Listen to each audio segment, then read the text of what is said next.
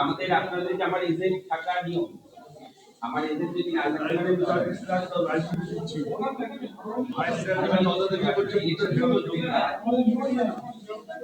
আমি বলছি আমার হ্যাঁ তাই হ্যাঁ উনি যেটা বলছে ঠিক আছে, আপনি দাঁড়ান, এখানে দাঁড়ালে ওনার সুবিধা সেটা প্রোভাইড করবে, সেটাই বলছি। ঠিক আছে, বলুন বলুন। আমরা বলছি যে আমাদের বিএলও আমাদের এজেন্টকে নিয়ে বাড়ি বাড়ি গেছে। ইলেকশনের সময় বুথের মধ্যে আমার এজেন্ট থাকে, তাহলে হিয়ারিং এর সময় আমার এজেন্ট কেন থাকতে পারবে? নির্বাচন কমিশন তো আপনি ঢুকতে বলেনি তো, পারেন তো, আপনি তো জনপ্রতিনিধি। হ্যাঁ এমনিও আপনি কোনো এজেন্ট বলছি নির্বাচন কমিশন আমাদের যদি অর্ডার দেখায় আমার এজেন্ট থাকতে পারবে না, তাহলে আমার বিএলও উইথড্র করে নেবো।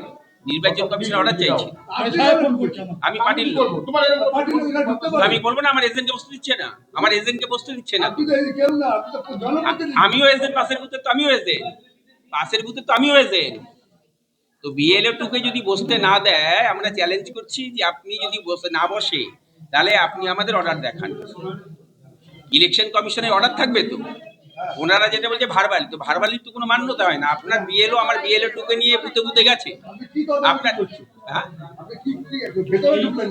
এই যে বললাম আমিও তো পাশের বুথের বিএলও টু, আমার এই বুথে বিএলও টুকে নিয়ে ওনার সমস্যা তৈরি হচ্ছে, ওই জন্যই আসছে। এই সমস্যা সমাধানের জন্য বিএলও টুকে বসতে দিচ্ছে না। আপনি যেটা বলছেন আমি ঢুকতে পারি না, আবার এটাও ঠিক বিএলও টুকে বাইরে বার করে দিতে পারে না, সেটাও বলুন। নির্বাচন কমিশনে লেখা আছে বিএলও টু থাকতে পারবে না? আপনাকে আমি যেটা বলছি তার উত্তর দিন। বিএলও টু ওই অর্ডারটাই তো চাইছি। হ্যাঁ বলছি, ভোটের সময়ও তো, ভোটের সময়ও আমার এজেন্ট থাকে।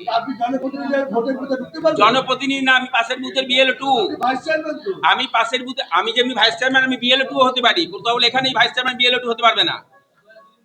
আমি বিএলও টু পাশের বুথে। আপনারা ঢুকতে দিচ্ছেন ওনাকে, কি ব্যাপার? হ্যাঁ হ্যাঁ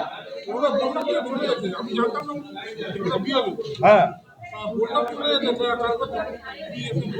আপনি প্রশাসনিক সাহায্য এইচডিওকে জানিয়েছেন? কাকে জানিয়েছেন? তারপরে ঢোকা কি করে? শুনছে না যেটা সেটা জানিয়েছেন?